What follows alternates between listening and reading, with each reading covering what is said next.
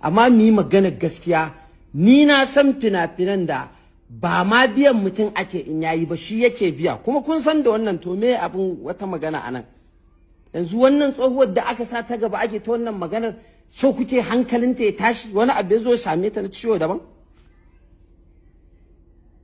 Na rantse da Allah da ya halicce ni na rantse, in kuma wani ya isa shi ya fito ya rantse ya ce ba haka ake wannan zaluncin ba. Wallahi tallahi haka ake. 2000 wani ma tura shi za a yi a ce za a yi man waya, wasu kuma sai an biya, sai sun biya kuɗi ko sun ba da wani abu makamancin kuɗi. Ba abin da muke fesin ba kenan a industry?